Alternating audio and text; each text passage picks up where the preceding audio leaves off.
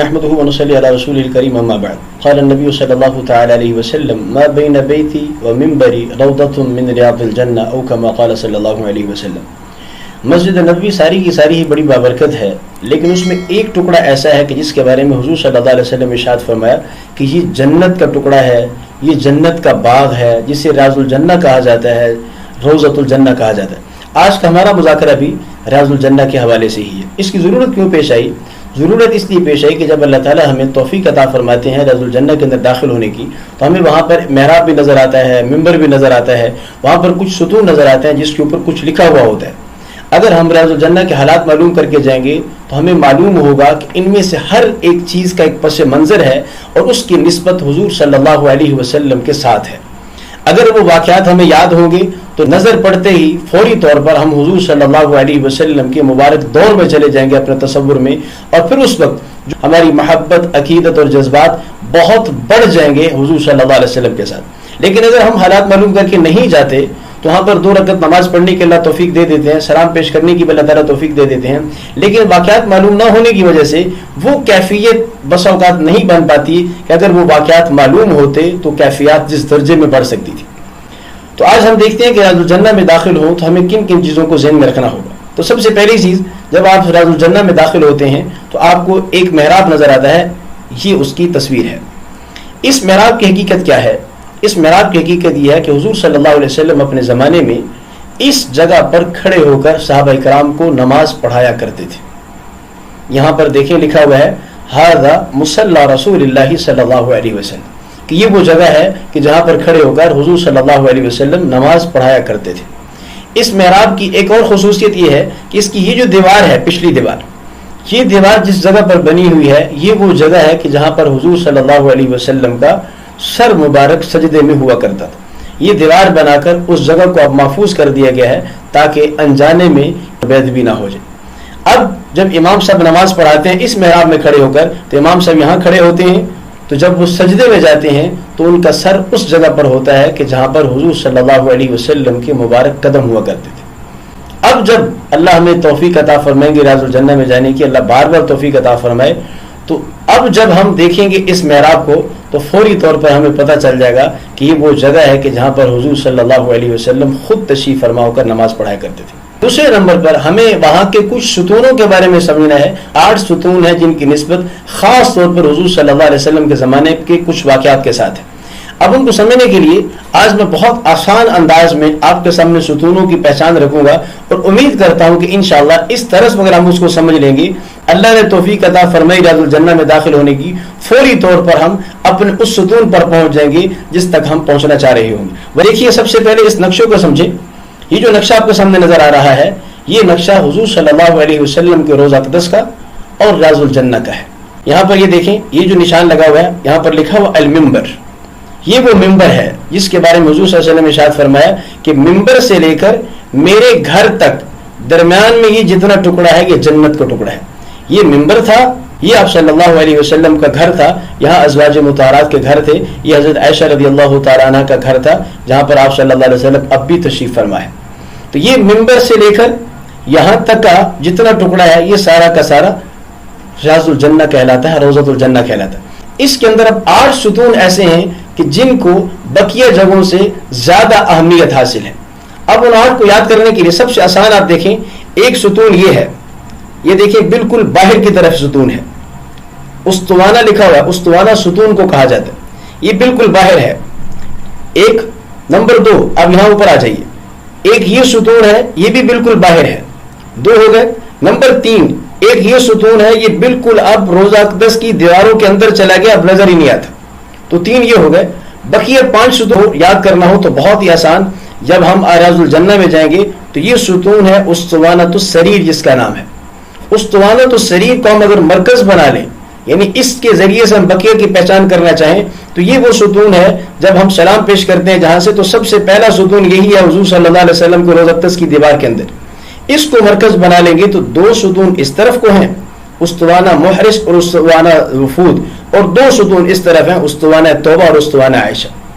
اب اللہ تعالیٰ ہمیں توفیق عطا فرمائے تو ہم فوری طور پر جیسے ہی جائیں گے تو سب سے جو پہلی لائن ہے ستونوں کی، ہم اس میں دیکھ لیں گے کہ یہاں پر 3 ستون تو یہی ہیں اور 2 ستون پھر اس کے بعد یہ ہیں. اس طرح سے ہمیں اس کی پہچان ہو جائے گی.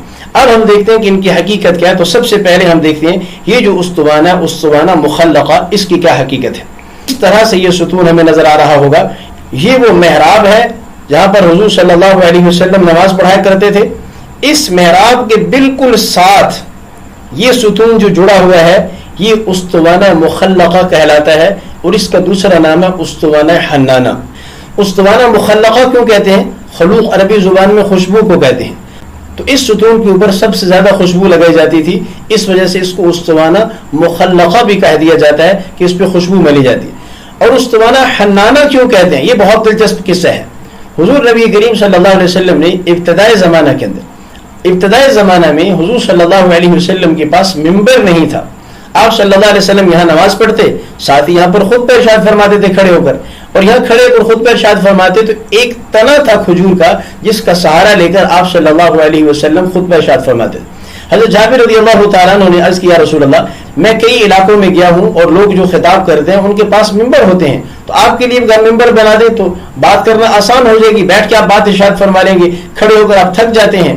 حضور صلی اللہ علیہ وسلم نے اس رائے کو پسند فرمایا اور فرمایا ٹھیک ہے ممبر بنا لیتے. جب ممبر بنا لیا تو یہاں پر وہ جو تنا تھا کھجور کا اس کو ہٹا دیا گیا سائڈ. جب اس کو ہٹا دیا گیا تو آپ صلی اللہ علیہ وسلم ممبر پر تشریف فرما ہوئے خطبہ دینے کے لیے, تو رونے کی آواز آ رہی تھی اور اتنی آواز آئی ایک روایت کے مطابق پوری مسجد نبوی گونج گئی. حضور صلی اللہ علیہ وسلم ممبر سے نیچے اترے اور اس تنے کے پاس گئے. وہ تنا رو رہا تھا اونچی اونچی آواز سے, آپ صلی اللہ علیہ وسلم کی جدائی میں رو رہا تھا. پہلے مجھ پہ ٹیک لگا کر آپ صلی اللہ علیہ وسلم خطبہ ارشاد فرماتے تھے, اب میں آپ صلی اللہ علیہ وسلم کی خدمت سے محروم ہو گئے. آپ صلی اللہ علیہ وسلم اس کے پاس گئے اور اس کے سامنے 2 آپشن رکھے. اس کو کہا کہ پہلا آپشن یہ ہے اب تو کٹا ہوا پھر رہا ہے, دوبارہ سے تجھے ایک سبز و شاداب درخت بنا دیا جاتا ہے, تجھ پہ شاخیں بھی آ جائیں گی, پھل بھی آ جائے گا, آپ کو منظور ہے, آپ کو یوں کروا دیتے ہیں. دوسرا آپشن یہ ہے اسی طرح سے رہ لو, آپ کو جنت میں داخل کروا دیں گے, وہاں پر پھر انبیاء کرام کی سب کی خدمت کا تمہیں موقع مل جائے گا. تو اس طرح نے حضور صلی اللہ علیہ وسلم سے عرض کی کہ مجھے دوسری آپشن قبول ہے, میں خاموش ہو جاتا ہوں, بس میرا جنت میں داخلہ کروا دیں. آپ صلی اللہ علیہ وسلم نے دست مبارک رکھا اور یہ اس وقت خاموش ہو گیا. تو اس تنے نے دوسرے آپشن کو قبول کیا, اس لیے اس تنے کو جنت کے اندر داخل کر دیا جائے گا حضور صلی اللہ علیہ وسلم کی مبارک صحبت کی برکت سے. چونکہ یہ تنا رو رہا تھا بچوں کی طرح سے, اور اس کو اب یہاں پر دفن کر دیا گیا اس تنے کو, اور اس جگہ پر اب یہ ستون بن گیا, تو اس ستون کا نام بھی رکھ دیا گیا استوانہ حنانہ, یعنی اس جگہ پر واقع ستون ہے جہاں پر بچے کی طرح رونے والا وہ تنا بھی موجود ہے.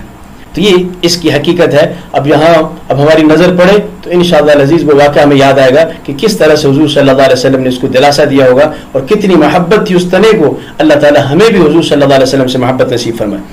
اب یہ جو اوپر آپ کو نظر آ رہا ہے نا, ہر ستون کے اوپر کچھ نہ کچھ لکھا ہوا ہے.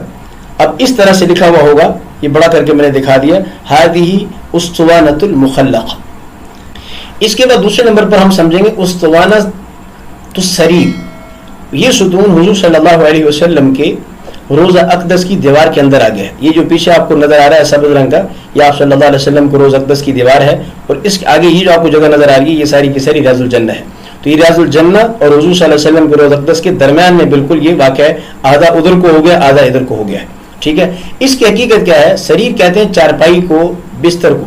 حضور صلی اللہ علیہ وسلم جب مسجد میں اعتکاف فرمایا کرتے تھے تو یہاں پر آپ صلی اللہ علیہ وسلم کے لیے بستر لگایا جاتا تھا. آپ صلی اللہ علیہ وسلم رات کو یہاں پر آرام فرمایا کرتے تھے. اس ستون کا نام استوانہ سریر رکھا گیا ہے, چارپائی والا ستون. حضرت اما جان حضرت عائشہ رضی اللہ تعالیٰ عنہ فرماتی ہیں کہ آپ صلی اللہ علیہ وسلم یہاں پر ٹیک لگا کر بیٹھ جاتے. یہ ساتھ حضرت اما عائشہ کا گھر تھا, اور فرماتی ہے کہ وہ مسجد میں ہوتے, میں گھر میں ہوتی, آپ صلی اللہ علیہ وسلم ٹیک لگا کے بیٹھتے تو میں آپ صلی اللہ علیہ وسلم کے گیسوں مبارک کو سوار دیتی تھی, تو وہ بھی یہاں پر بیٹھ کر حضرت عائشہ رضی اللہ تعالیٰ نے یہ خدمت بھی انجام دیتی. اب اس کا بھی اوپر نام لکھا ہوا ہے, میں بڑا کر کے دکھا دیتا ہوں کہ بڑا کر کے یوں اس پہ نام لکھا ہوا ہوگا هذه اسطوانۃ السریب. تو یہ دوسرا استوانہ ہو گیا. تیسرے نمبر پر اس کے بالکل سامنے یہ استوانۃ السریر ہے جو ہم نے ابھی پڑھا ہے, اس کے بالکل سامنے اندر کی جانب میں ریاض الجنہ کی جانب میں یہ ستون آ جاتا ہے. اس استوانے کو استوانہ توبہ بھی کہا جاتا ہے اور استوانہ ابو لبابہ بھی کہا جاتا ہے.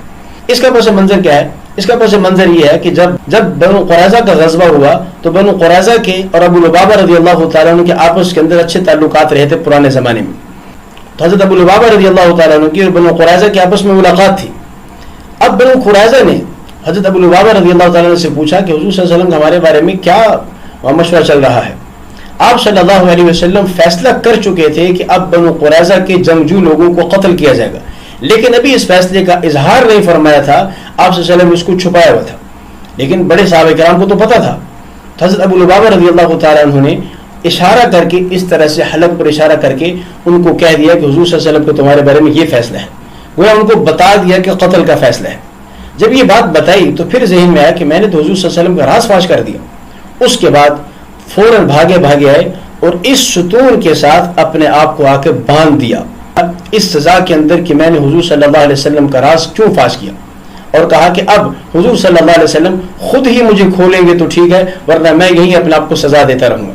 چنانچہ آپ صلی اللہ علیہ وسلم کو جب اس کی خبر ہوئی تو آپ صلی اللہ علیہ وسلم نے ارشاد فرمایا اگر میرے پاس سیدھے آ جاتے تو معاملہ جلدی حل ہو جاتا, لیکن اب خود ہی اللہ تعالیٰ کے ساتھ انہوں نے اپنے معاملے کو شروع کر دیا. اب اللہ جانے اور ابو لبابہ جانے وہ خود ہی اپنے معاملے کو حل کریں گے.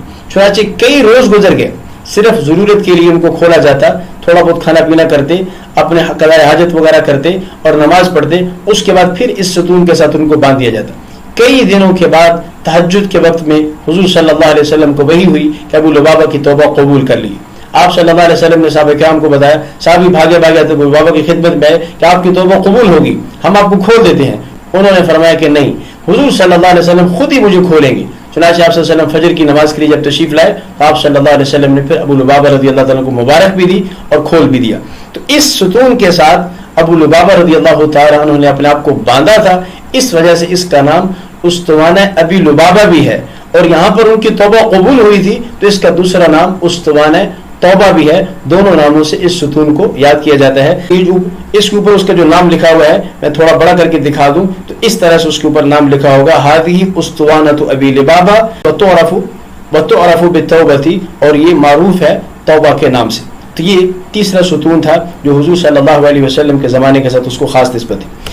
جیسے ہم نے سریر سے ایک ستون آگے بڑھے تو استوانہ ابو لبابہ آیا, استوانہ ابو لبابہ سے آگے بڑھتے ہیں تو یہ استوانہ آ جاتا ہے. اس کو استوانہ عائشہ بھی کہا جاتا ہے, اس کو استوانہ مہاجرین بھی کہا جاتا ہے, اس کو استوانۃ القرى بھی کہا جاتا ہے. اس کی وجہ کیا ہے؟ اس کی وجہ یہ ہے کہ حضور صلی اللہ علیہ وسلم نے ایک مرتبہ ارشاد فرمایا کہ راز الجنہ کے اندر ایک جگہ ایسی ہے کہ اگر وہ تمہیں معلوم ہو جائے تو تم کرے ڈال کر وہاں پر نماز پڑھنے کی کوشش کرو اور تمنا کرو. اور یہ بات حضور صلی اللہ علیہ وسلم نے حضرت عائشہ رضی اللہ تعالیٰ عنہ کو بتائی تھی. انہوں نے یہ بات تو ارشاد فرما دی لیکن جگہ کی نشاندہی نہیں کی. پوچھتے بھی تھے تو نشاندہی نہیں کرتی تھی. پھر حضرت عبداللہ بن زبیر رضی اللہ تعالیٰ عنہ نے اصرار کیا تو حضرت اما جان حضرت عائشہ رضی اللہ تعالیٰ عنہ انہوں نے پھر نشاندہی کر دی کہ یہ وہ جگہ ہے کہ جس کے بارے میں حضور صلی اللہ علیہ وسلم نے ارشاد فرمایا کہ اگر تمہیں اس کی قدر معلوم ہو جائے تو قرآن اندازیوں کے ذریعے سے نام نکلے اور یہاں پر لوگ نماز پڑھنے کے لیے آئیں. تو چونکہ اس کی نشاندہی حضرت عائشہ رضی اللہ تعالیٰ عنہ نے کی تو اس وجہ سے اس استوانے کا نام ہے استوانہ حضرت عائشہ. اور دوسرے نمبر پر آپ صلی اللہ علیہ وسلم نے اس کے بارے میں فرمایا کہ لوگ کرے ڈال کے اس تک پہنچنے کی کوشش کریں گے, اس وجہ سے اس کا دوسرا نام استوانۃ القرى بھی اس کو کہا جاتا ہے. اس کے اوپر بھی یہاں پر لکھا ہوا ہے اور ہم اس کو زوم کر کے دیکھیں گے تو اس طرح سے اس پہ لکھا ہوا آئے گا هذه استوانۃ عائشہ رضی اللہ تعالی عنہا. اس کے بعد ہم دیکھتے ہیں یہی وہ جو استوانہ سریر تھا, اس کو ادھر کو ہم آئے تھے ادھر کو تو دو ستون ہم نے دیکھے, استوانہ ابی لبابہ بھی اور استوانہ عائشہ بھی ادھر ہی تھے. اور اسی استوانہ سریر سے ہم ادھر کو جاتے ہیں تو یہ ایک ستون اور یہ دوسرا ستون, یہ دونوں ستون بھی ہمارے آج کے درس میں آئیں گے. اس ستون سے اگر ہم ادھر کو جاتے ہیں تو یہ استوانہ علی ہے جس کو استوانہ محرس بھی اور استوانۃ الحرس بھی کہا جاتا ہے. اس کی کیا وجہ ہے؟ حرس کا معنی ہوتا ہے پہرہ داری کرنا. تو حضور صلی اللہ علیہ وسلم کی صحابہ کرام پہرہ کیا کرتے تھے اور جو پہرے دار مقرر ہوتے تھے وہ عام طور پر اس جگہ پہ بیٹھ کر پہرہ دیتے ہوتے تھے. اور یہ پہرے کی خدمت اکثر و بیشتر حضرت علی المرتضیٰ رضی اللہ تعالیٰ عنہ انجام دیتے تھے. اس وجہ سے اس استوانے کا نام استوانہ محرس بھی ہے کہ پہرہ دینے والے کا استوانہ, اور اس کا نام استوانہ علی بھی ہے. اس لیے اگر ہم اس کو زوم کر کے دیکھیں جو بڑا اس کا نام ہے تو اس طرح سے اس کا نام لکھا ہوا وہاں پر نظر آئے گا هذه استوانۃ الحرس. اگلا استوانہ اس کے بالکل ساتھ ہے, ٹھیک ہے, یہ پیچھے استوانہ علی تھا, اس کے ساتھ یہ اگلا استوانہ ہے, اس کا نام ہے استوانہ وفود. حضور نبی کریم صلی اللہ علیہ وسلم کی خدمت میں جو قبائل کے وفود آتے تھے، وفد آتے تھے، آپ صلی اللہ علیہ وسلم ان کو یہاں بٹھاتے تھے اور یہاں آپ صلی اللہ علیہ وسلم ان سے ملاقات فرماتے تھے. اس وجہ سے اس استوانے کا نام استوانہ وفود رکھا جاتا ہے. ٹھیک ہے جی. اب یہ 5 جو بالکل اکٹھے ستون ہیں اور چھٹا ہم نے ستون پڑھ لیا جو استوانہ حنانہ تھا، تو 6 یہ ہو گئے. ٹھیک ہے. 7ویں کے بارے میں نے عرض کیا کہ وہ استوانہ جبریل ہے جو اب ان دیواروں کے پیچھے آ گیا، وہ اب نظر ہی نہیں آتا. اب ایک استوانہ رہ گیا جسے استوانہ تہجد کہتے ہیں، اس کو ہم آگے پڑھتے ہیں. اس استوانے کا جو نام ہے وہ اس طرح سے لکھا ہوا ہوگا، ہذہ استوانۃ الوفود. تو جو آخری استوانہ ہے، آخری جو ستون ہے وہ ہے استوانہ تہجد، وہ یہ والا ستون ہے. حضور نبی کریم صلی اللہ علیہ وسلم عام طور پر تہجد کی نماز کے لیے یہاں پر تشریف لایا کرتے تھے. ٹھیک ہے جی. اب یہ وہ 8 ستون تھے جن کے بارے میں نے عرض کر دیا کہ یہ 8 ستون ستون رحمت کہلاتے ہیں، خاص ستون کہلاتے ہیں، متبرک ستون کہلاتے ہیں. اب ہم کبھی وہاں جائیں، اللہ تعالیٰ ہمیں موقع عطا فرمائے، تو انشاءاللہ ہم چن چن کے ایک ایک ستون کے پاس جائیں گے اور انشاءاللہ العزیز وہاں پر فیض حاصل کرنے کی کوشش کریں گے. ایک چیز اس میں رہ گئی، وہ یہ کہ یہ ممبر ہے، یہ بھی ہمیں ریاض الجنہ میں نظر آتا ہے جب ہم جاتے ہیں. تو یہ ریاض الجنہ میں ممبر یہ حضور صلی اللہ علیہ وسلم کے زمانے کا ممبر تو نہیں ہے، البتہ یہ جس جگہ پہ رکھا ہوا ہے یہ جگہ وہی ہے کہ جہاں پر حضور صلی اللہ علیہ وسلم کے زمانے کے اندر ممبر رکھا جاتا تھا. اس وجہ سے ہم اب ریاض الجنہ میں جائیں، ان کیفیات کے ساتھ جائیں گے انشاءاللہ العزیز. اللہ سے بڑی امید ہے کہ انشاءاللہ ہماری محبت عقیدت انشاءاللہ پہلے سے بہت بڑی ہوئی ہوگی. اللہ تعالی ہمیں بار بار حضور نبی کریم صلی اللہ علیہ وسلم کی بارگاہ اقدس کی مقبول حاضری نصیب فرمائے. السلام علیکم ورحمۃ اللہ وبرکاتہ.